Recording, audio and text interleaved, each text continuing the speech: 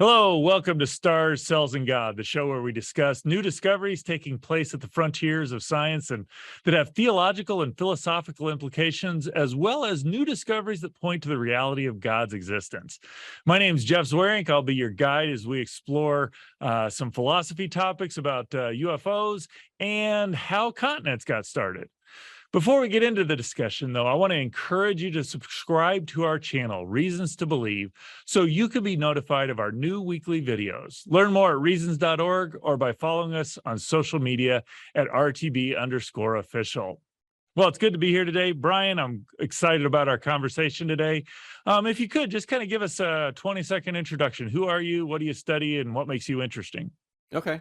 Well, I am from Charlotte, North Carolina. I currently live in Statesboro, Georgia. My academic background is in mostly philosophy. I have a master's in philosophy and PhD in philosophy of religion. I teach philosophy for Southern Evangelical Seminary and teach some homeschool classes for Apologia.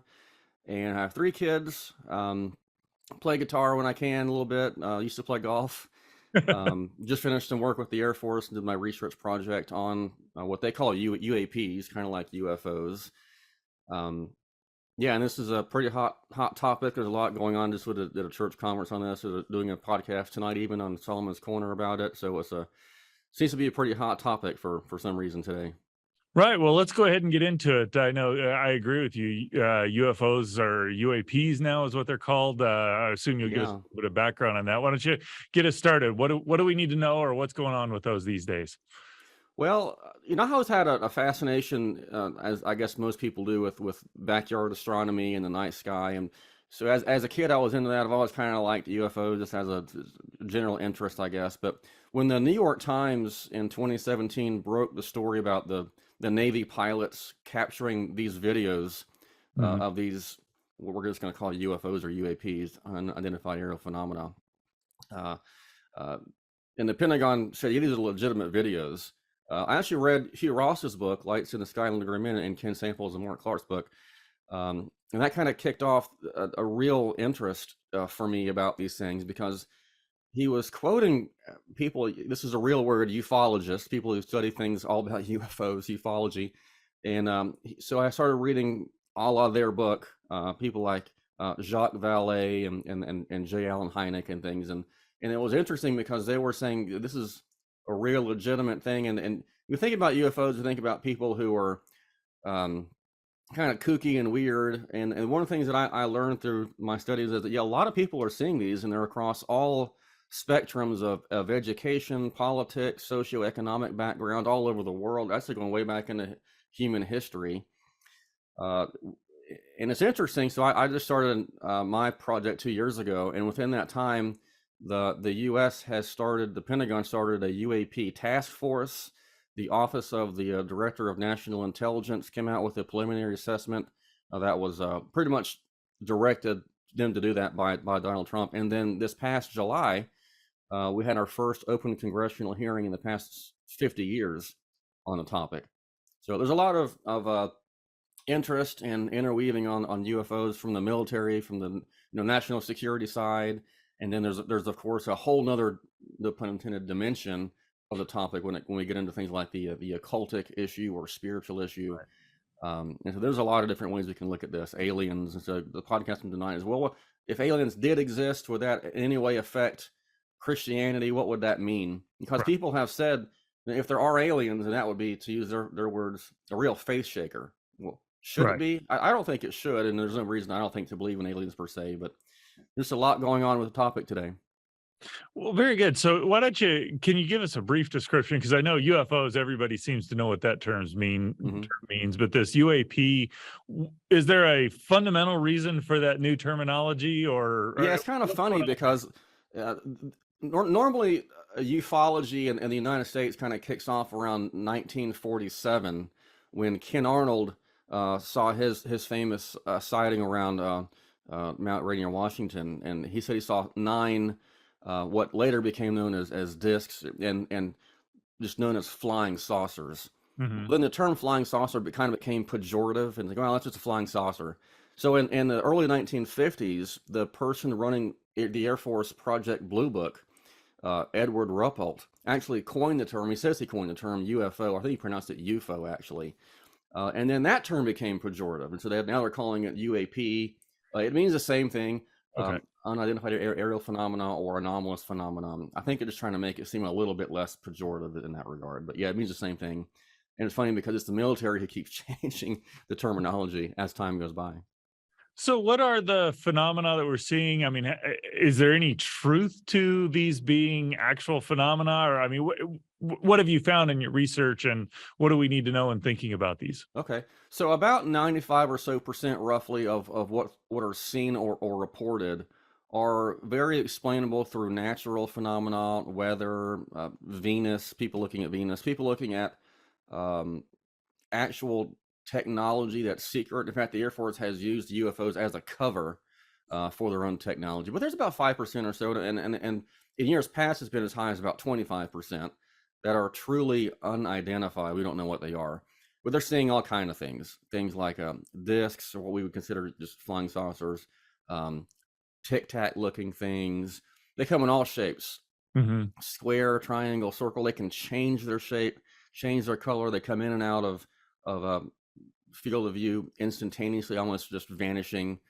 They have all kinds of appearances and looks and speeds and that sort of thing. But yeah, it is real. People are seeing them across the world, and way back into human. It didn't start with the 20th century. It goes hundreds of years back, from what historians of the phenomena tell us. But yeah, there is a real aspect to it. We can't just wave it off as simply natural. Most of it's natural, but there's a small component that is not explainable in that regard. And even our military has come out saying, yeah, there are these things. We don't know what they are. They're not ours. We don't think they're anybody else's, like China's or anything like that. So they don't know what they are either. At least that's what they're saying. So let's kind of stick with that 95%. Mentioned sometimes it's Venus. Are these dominantly people see with their eyes, or is this a lot of this instruments on a plane or on a ship? Or, I mean, is there any sense you have of the distribution of what people are actually seeing, or what the actual the detection is, if you will? Yeah, there's different what now we're calling sensors. So there are a lot of people who are just seeing them with their naked eye, and then there are radar reports. As radar was becoming more and more available, more and more radar were seeing these things. For example, there was a 1952 flap. A flap is a term used in ufology to describe a lot of UFO activity in one spot, or a lot of things going on all at the same time. And there was one over Washington, D.C., of all places, 1952, which kind of pushed the CIA to get involved. And they were seen by the pilots with their eyes. They were seen with radar. They're detected by various sensors, multiple at the same time in some cases. So yeah, it's not just the eye. It's not just the radar either. It's pretty much just a pretty good swath of different ways of seeing it and detecting it. And so, I mean, do these tend to be all at night? I know I've had a couple of talks, and they're just when you do enough stuff in the air or whatever, you tend to see unusual circumstances and unusual that's what leads the identified flying object. I know at least one of them Right. I saw was gas jets off of a offshore oil rigs. They just give odd phenomena because of atmospheric effects. Do they tend to happen at all times of day, at night? They happen all times of day, but the preponderance of sightings are at night. If you read John Keel, he's a well-known not only ufologist but kind of a paranormal investigator. Kind of, he passed away a few years ago, but he argues that the preponderance of sightings are actually on Wednesdays night around 10 o'clock and Saturday evening. But if you read Jacques Vallée and other people, they'll say, yeah, this is normally at night, late at night. And there's different theories as to why that would be. One is you can see things in the sky better at night if they're lit up. And these aren't just reflecting light; they're actually luminous, giving off their own light a lot of times. Really? Um, and there's lots of theories as to why that would be. People are looking up. People are out at those times, but they are seen in the day. So Hynek, the astronomer from Ohio who worked with the Air Force, categorized these different kinds of sighting, like daylight discs or nocturnal lights, and then all the close encounters as well. But yeah, they're seen all the time, but mostly at night. So my perception, is I don't spend a lot of time looking into this, but every now and again I'll investigate it. Obviously, people ask me questions, and it seems like there's a lot more of these phenomena that are being talked about where there seems to be good video evidence of like a or a trapezoidal pyramid that's floating around in the air or something like that. Uh, what do you make of stuff like that? Are we seeing actual alien ships, or is this military or something other? It seems a little bit too geometric to be just some random phenomena out there, if you will. Yeah, yeah. Um, we have seen all kind of shapes. We've seen, like, as you just mentioned, triangles, rectangles, squares, circles. You pretty much name it. Ovals, cigar-shaped looking things. And some people are seeing military aircraft. The F-117, for example, that's triangular in shape, uh, was the cause of a lot of UFO reports. Mhm. But what are they? So there's various theories as to what these things could be. One of them would be military aircraft. And then when you start looking at the ones that are doing things that seem to defy physics, where they don't seem to be physical, they're going at hundreds, if not thousands of miles per hour and performing right angle or 180-degree angle turns, Mhm. going through different mediums like water, air, and space with like there's nothing there, disappearing, changing the shape from one thing to something else, morphing into various things. That lends to other theories besides there being actual physical objects, as for example, he Ross argues in his book or their Mhm. book. Of course, the kind of automatic knee-jerk reaction is, well, if it's not terrestrial, it's got to be extraterrestrial, meaning aliens. Right. And there's arguments that people use for that, and there are a lot of good arguments that seem to indicate that that's probably not what's going on. And there's a whole nother aspect to this issue that seems to be spiritual in nature. Interestingly, some of the top ufologists like Hynek, historian Jerome Clark, John Keel, argue that they're not really even physical objects. They're more psychic in nature, not just in the mind, but that they can manifest. They're immaterial, or as Keel says, paraphysical kind of things that can manifest as physical objects, much like we see with poltergeist type activity. There's a lot of similarities and connections between UFO alien type things and very occultic, paranormal type behavior. So if you want to get into what the arguments on both sides, there are arguments people use for aliens, and there's arguments that seem to make that very problematic. So, I mean, when you're dealing with poltergeist ghosts, that's something I've always kind of classified as I don't know, not real, not physical phenomena, Hmm. kind of interesting things that people see that they're adding more to, or uh are we talking about actual physical phenomena here? Or I mean, how do we think about that? What's going on here actually? With the UFOs, Yeah, well, you said there's these things that may be non-physical but have hmm physical manifestations. yeah. What? So they if you're looking at them, you think you're seeing a physical thing, but there's characteristics about how they fly, how they operate, how they maneuver that seems to indicate that they're really not physical. And again, these are some of the people who've really studied these issues at the highest levels, like Hynek, Keel. Valet thinks they're physical, but they go between dimensions.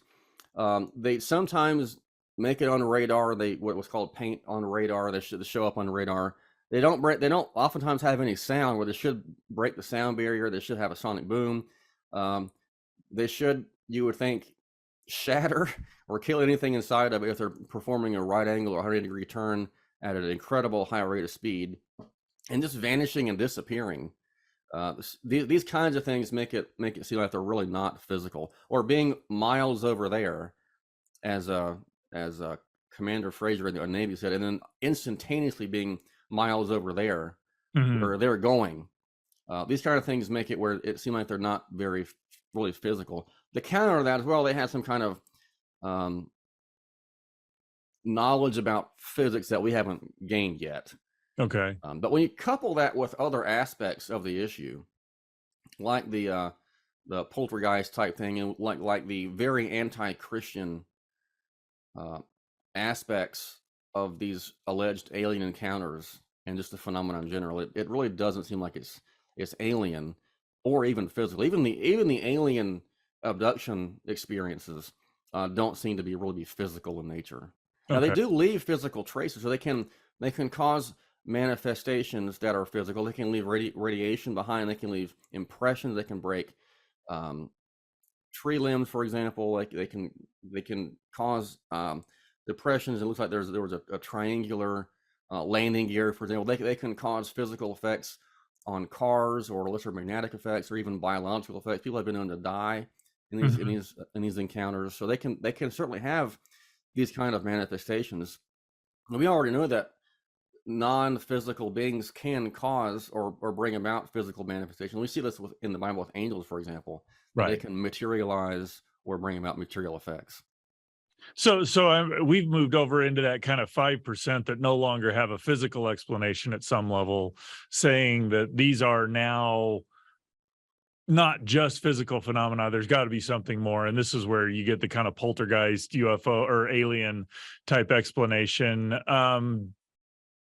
I'm assuming you don't think that's the right way to think about it. What is your assessment of how what these things are when you're not dealing with the ones that have physical that behave physically the way they're supposed to? Yeah. So you look at this much in the same way you would the resurrection, for example. You say, okay, well, here's the different theories. Which theory gives us the most explanatory power? That is, how well do these theories explain the data? What has the best explanatory scope? How much of the data is explained? What's the most plausible? What's the least amount of ad hoc or just kind of made up to save the day, regardless of any kind of evidence? Mhm. And so we have these different theories. One, of course, is the extraterrestrial hypothesis, the ETH. Another well-known one is Vallee's view, which is you go through these things are here. They're not extraterrestrial in the alien sense. They're physical, but they can go through the various physical dimensions, and that would kind of explain, according to Vallee, why they can maneuver the way they do and kind of pop in and out of existence as they do.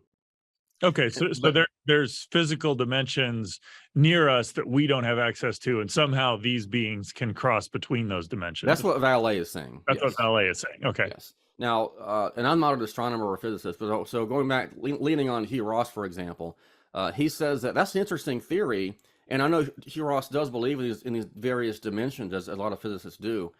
But according to him, once you start looking at the theories of relativity, you're pretty much locked into one dimension. You can't just go in and out of these Mhm. various dimensions. Uh, Right. and I think that Valet has some really good points to make, especially with pointing out the problems of the alien view, because there are a lot of problems with that view. I don't think his answer is probably has the best explanatory scope, because it doesn't really answer why there's this spiritual, kind of paranormal, occultic, and even very anti-Christian, not just anti-religious, but anti-Christian dimension to it. Hmm. And if you look at the research of various people, like, for example, Joe Jordan, he is a director of a MUFON chapter. MUFON stands for Mutual UFO Network, and Okay. they are, I think, the leading civilian UFO research group. Mhm. And he runs the one out in South Korea. And he's done a lot of research and have hundreds of people saying that when they're having this, what seems like an alien abduction experience, when they call on the name of Christ, the abductions stop, Hmm. which is interesting because UFO researchers said there's nothing you can do to stop these experiences. Well, he started talking to other people at MUFON about this, and they said, well, yeah, we know that, but we can't talk about it because it's religious, so you can go research it and Huh. publish. And he has. His book is called Piercing the Cosmic Veil. You shall not be afraid of the terror by night. And the word terror is very appropriate, because it is very terrifying for these people who are experiencing these things. And also, the teachings from these alien beings are just inherently anti-Christian. Right. They talk about the Christ not being divine, or having all these very anti-Christians. We take all this together, and not just starting at 1947, looking at the military aspect, but if you look at the whole history and the whole picture of ufology around the different countries around the world, going back centuries, It just, if you look at the big picture, it doesn't seem like that the alien view, to use Vallee's terminology, is one strange enough, or it answers all the phenomena. And Vallee does a really good job of pointing out that there's a lot of similarities between these alleged alien encounters and the other religious views around the world, like the fairy faith, for example, around Ireland and in other places around the world, that connects to their own culture and worldviews. I used to wonder, why would a demon, for example, if it's what we're looking at, that's just one view, why would a demon want to make us think that there are aliens? And other people like Vallee, who's not a Christian, are saying because they want to, they are very deceitful, and Keel says this as well, very not a Christian at all. And they want to control our thoughts, our worldview, and our beliefs. That would be a great reason for a demon to do that, if that's what we're seeing, because that does change our worldview if they can do it through that kind of means. Well, and it's a very interesting statement because, we're talking about stuff that we're largely seeing, or that a lot of the records are more recent, within the last few hundred years, if you will. Right. You go back into scripture and there's these repeated admonitions against, no spirit, no demonic spirit will ever say that Christ is the savior, and so your description aligns with what scripture said thousands of years ago. This behavior we're seeing seems to align. I guess it kind of goes to your question there of, what are the different models out there for doing that? It seems like the Christian demonic spiritual model has a lot of explanatory power in accounting for the phenomena that we see. Yeah, I think so. I think it does a good job of explaining the data that we're seeing, explains it well, so it's got scope and power. Getting these terms from people like Habermas and like when they do the resurrection theory, it's the same kind of framework. Right. Also, we can see this in David McCullough, for example, or C.P. McCullough on his book on philosophy of history. But it's just the same kind of way of exploring and evaluating theories. The way it does seem like it takes everything into consideration, and it does a good job of explaining the apparent physical phenomena as well as the spiritual phenomena. So I want to go back to a comment you made. You were discussing there and about how if one of the fellows looking at this noticed that when you name the name of Christ, that the abductions, the encounters disappear. And the comment from the other fellow was, "Well, that's religious. I can't investigate that." Why not? It seems like you now have this physical phenomena that's affecting what's going on. Why? What was the reason for not being able to include that in the I investigation? don't know if he said that, and it's weird because you're talking about things that are, UFOs are they're seen usually as not a normal thing. We can talk about aliens, but not God and the that's just weird. I guess because it would be offensive or turn people off is just my guess, and it's kind of a taboo way of being able to go about looking at it. But if we're just trying to follow the evidence, I mean, why not Yeah. have this kind of this door that we can look at, or walk through and see where does the evidence point? And his name is Joe Jordan. Joe Jordan he's just amassed this great amount of evidence that what we're seeing is not alien, and there's again various reasons for that, but it seemed like it is very spiritual in nature. These beings walk through walls. The participants who are being abducted also are taken through walls. There are instances where someone is abducted and they're in a room with other people and they don't leave the room. They kind of go unconscious, like they're in a trance like state. And they say, "Yeah, we went to a spaceship." Well, they didn't go in a spaceship. They were right there in the living room the whole time. Right. So there's very much this kind of psychological, not merely psychological, but psychological and spiritual aspect to the phenomena that these other theories they're too simplistic. They don't look at the history of the issue, and they don't explain all of these data points, like the fact that they do things that are very anti-physical seemingly, and also this whole spiritual aspect of it is just ignored by a lot of folks. Interestingly, not by Vallee. He has a whole book called Messengers of Deception, and he and John Keel, again, who are not Christians, who are saying these are very deceitful type beings who are trying to deceive us, to control us, to play tricks on us and lead us astray. Well, it's really interesting. They come so close to the demonic. They even use the terms demons and spiritual and things like that. They just don't connect it to actual demonic or evil spiritual forces in the same regard that we would. They're really close, but they don't quite get there. Right. They have good reasons for rejecting the alien view, and they support our view that these probably are very just evil and deceitful type beings who are very anti-Christian. Right. One last question, and then I'll let you have the last word, kind of wrap up our discussion here. A while back, you go back to the comments you make, how these things can fly through the air, supersonic. Why is it that they have the visual component of what's going on, but not like the auditory or sensory? I mean, is that a common thing, or is that just I only heard a part of what you were saying? It's very common for these objects that are seemingly flying around to not have any noise. Mm-hmm. Sometimes they do cause noise, but they oftentimes don't. And we can only speculate as to why that would be. It does tend to lean toward the view again that they're not really physical. That might be part of the deception, because I think, well, if it's not having noise, it's nothing like what we would have. If it made noise, it would make it seem more normal, maybe. And if it doesn't have this noise, maybe it does seem more alien. That's just a speculation. I don't know. But it is very normal for these things, whether they're going slow or fast, to not have any kind of sound. Now, sometimes they do, but most of the time they don't. Any final comments you want to have before we move on to our next topic? Well, I guess just be careful. I'm going to use John Keel here. He's, again, is not a Christian. And he says, if you get too far interested into these topics and go down the rabbit trail too far, it can be dangerous. You can be lured into these very dark corners. There was someone who sent me a book. His name was Joe also. He was glad the book is over on the UFO topic, and I asked him why. Because it's very dark. It is very dark.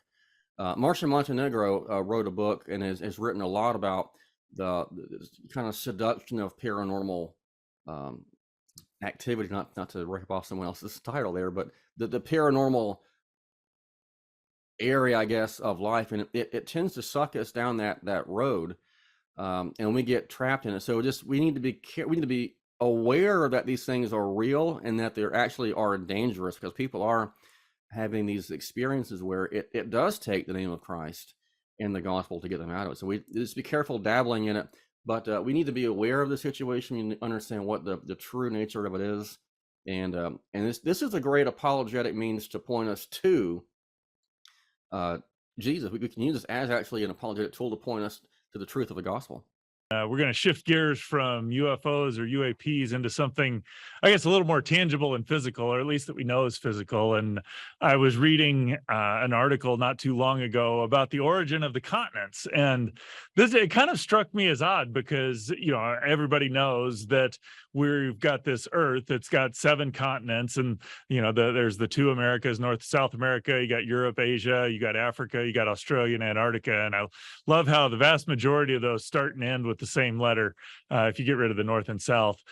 I always found that just from a word game fascinating. But, we've got these continents that are critical to life. I mean, you look at life here on Earth, and well over 2/3 of Earth's life lives either on the continents or on the continental shelves.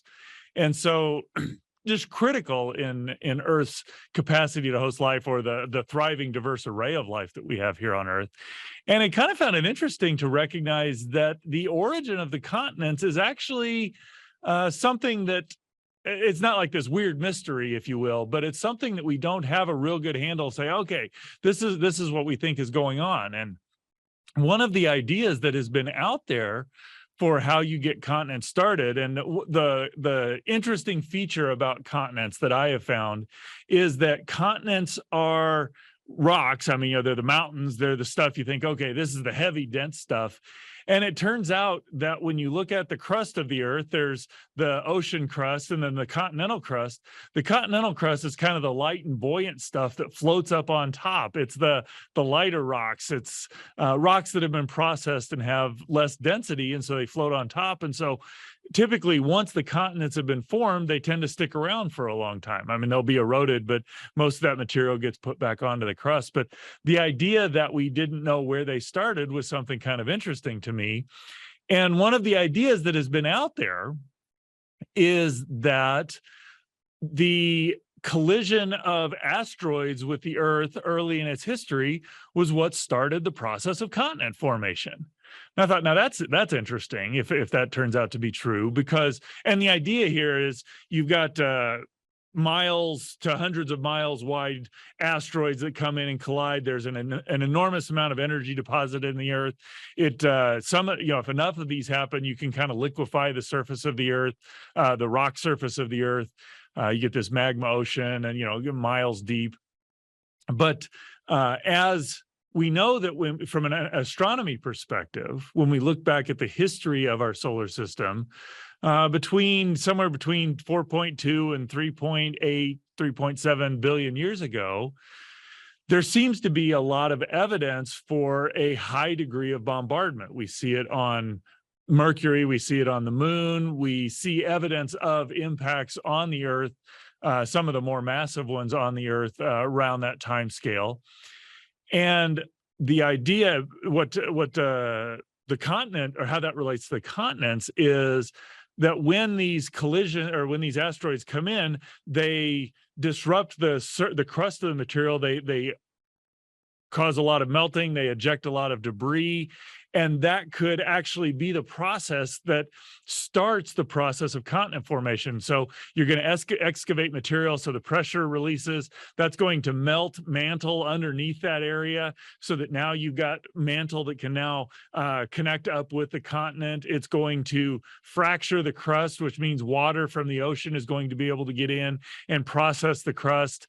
And that process continues on. It just now adds the physical mechanisms, add ways for more continental crustal material to be added on to this nucleus that was formed during the impact.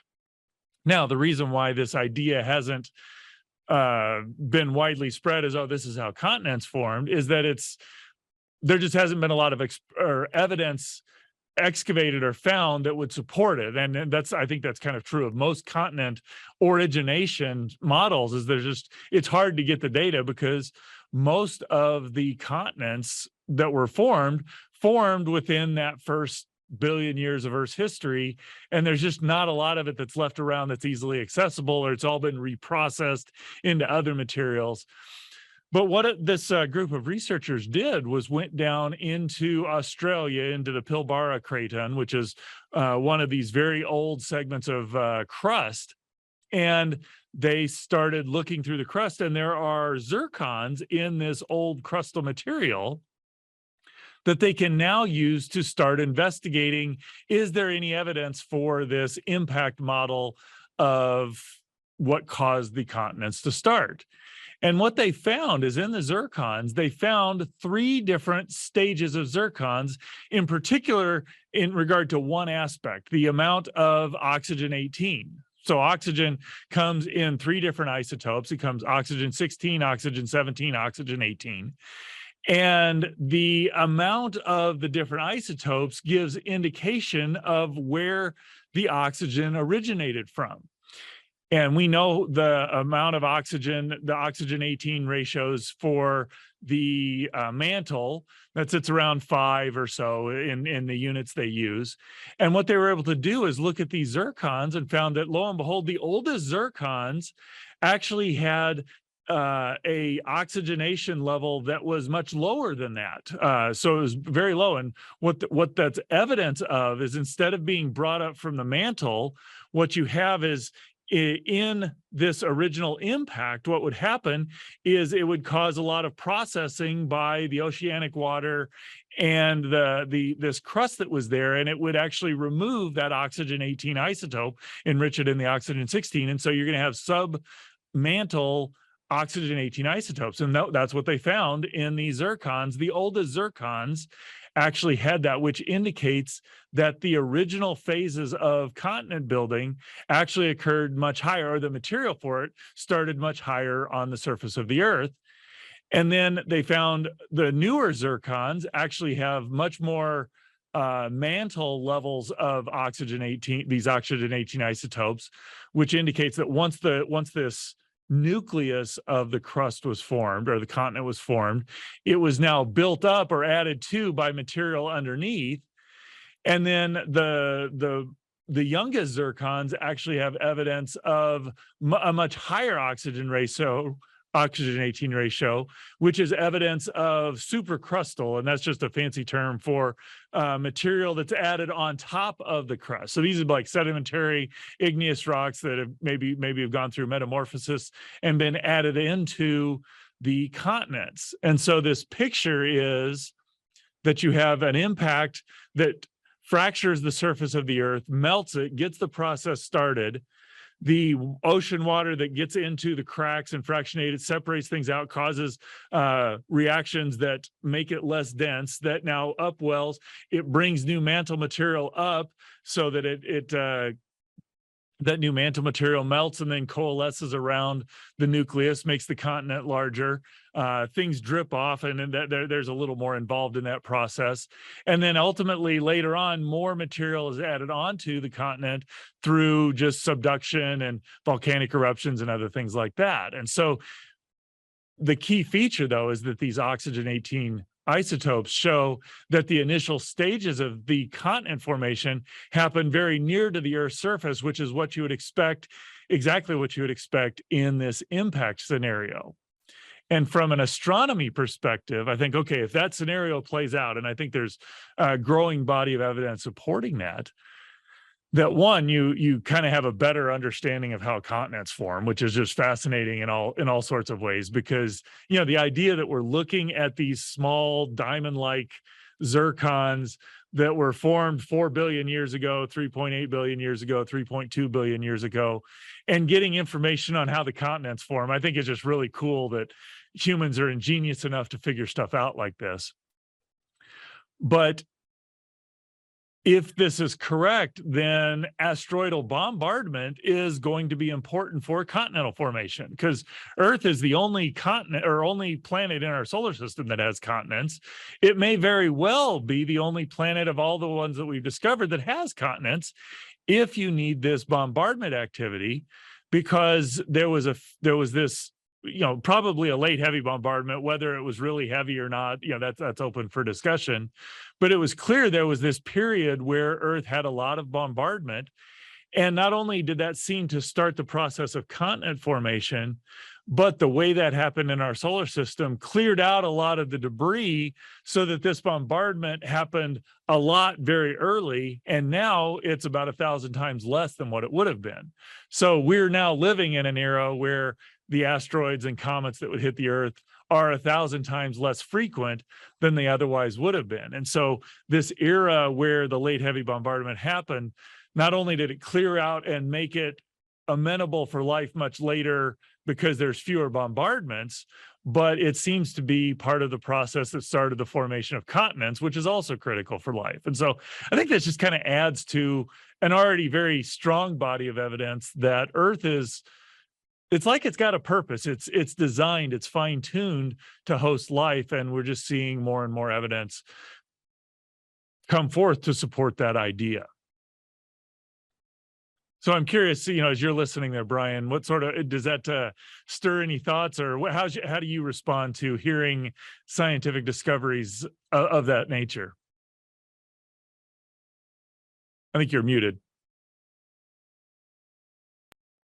One thing that struck me as you were saying all that was, it's really interesting that we have the ability to study all this. And from what I remember, people like Hugh saying is that we're in a unique place in our galaxy and universe to be able to study the rest of the universe. And so the fact that we can even study all this, to me, is really interesting. And it just goes to show how unique Earth is. People are saying, maybe we discover life on other planets and things. And as Hugh and Fuzz like to say, we're a very unique planet. We're a very unique in a very unique kind of galaxy and near a unique star. And so I think it does point out just how special this place is, and how God has put us here for a specific reason. There's just a lot of stuff. I don't know anything about the continental stuff you're talking about. Sounds really interesting and cool. Well, one of the things that I found fascinating in this is that, I've talked a lot about the late heavy bombardment, and then, again, that's this era where when you look at how the solar system formed, there's this graphic that I used to illustrate this, is that it's got a picture of, Jupiter, Saturn, Neptune, and Uranus in that order. You notice that Neptune and Uranus are backwards there, and you got the sun, and they're all in these kind of compact orbits, and there's this dense cloud of asteroid comet type debris out there that's left over from the process of planet formation. Well, as Jupiter and Saturn migrate, they move in and out and they get into resonances. And there's this kind of rapid change where the things get kind of chaotic, or, look a little chaotic for a while. And then you end up on the far right panel where now you've got Jupiter and Saturn and Uranus and Neptune in the right order. Their orbits are much larger. And that debris cloud that's around there, it's just this dense ring in the early image. It's just kind of scattered debris, little bits and pieces here and there. And I always thought, that's interesting that happened very early in Earth's history, because if it happened now, well, that would just be catastrophic to life. I mean, having, mile wide, 10-mile wide things hit the Earth, those are extinction level events, so just you're going to wipe life out. And so I always thought, that had to happen early in Earth's history so that it couldn't happen later.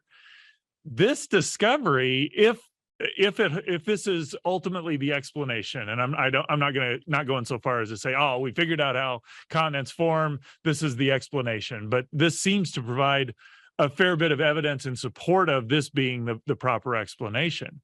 If that's correct, now not only do we have to clear that stuff out, we need to have enough of those asteroid collisions to start continent formation, but not so much that later on in Earth's history, you're going to have these catastrophic collisions that wipe out life.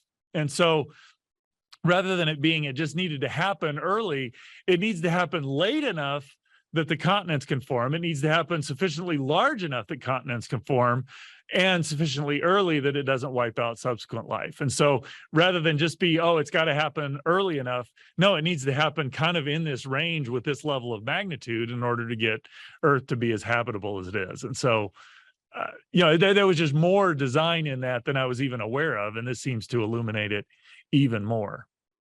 Yeah, it's interesting that things that you don't even think about like that. The people like me who don't know anything about this kind of aspect of asteroids or continent formation, it's just things that we don't even consider have to be so precise for our life here. It's just, I guess, one more notch on the design meter, I guess, if I can mix metaphors a little bit, yeah, on the stick of design level.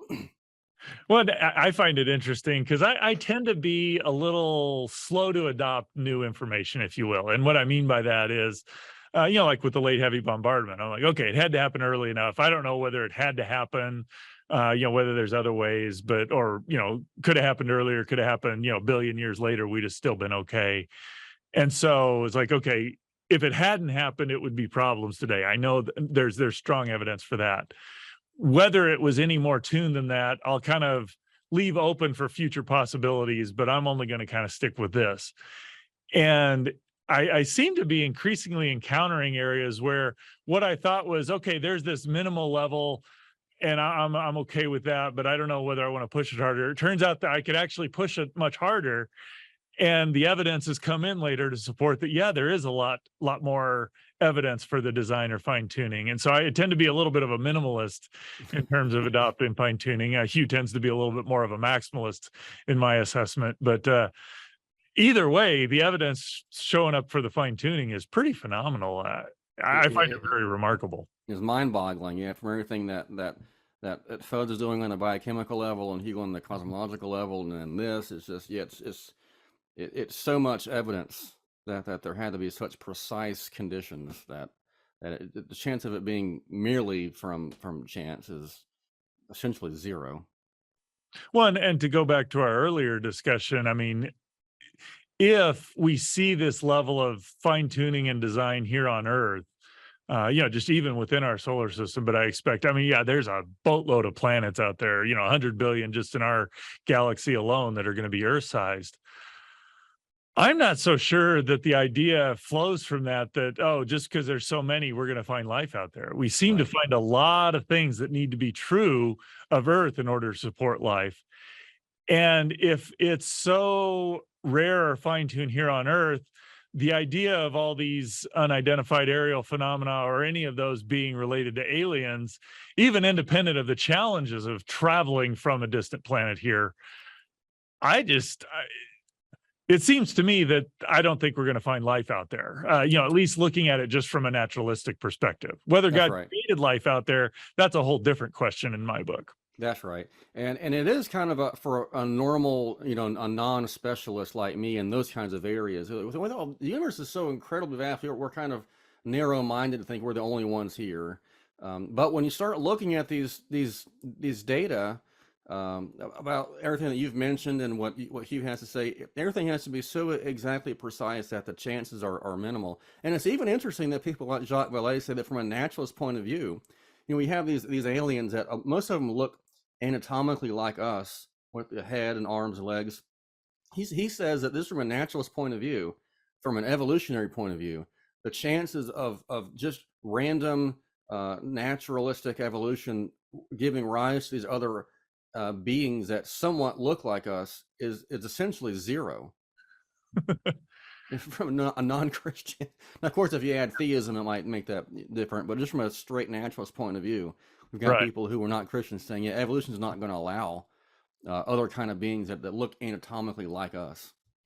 That's an interesting point, because if all the aliens look more or less like us, what that essentially says is there's not too many ways you can have advanced organisms, or at least human-like organisms That can work, yeah. And he that goes beyond just the look and the anatomical structure, but the ability to see in a certain spectrum and hear and the way the body works. It's just not going to happen on a naturalist point of view. Now, there are a number of different species of aliens that people look at. Some are reptilian, some are right. they're really different and weird.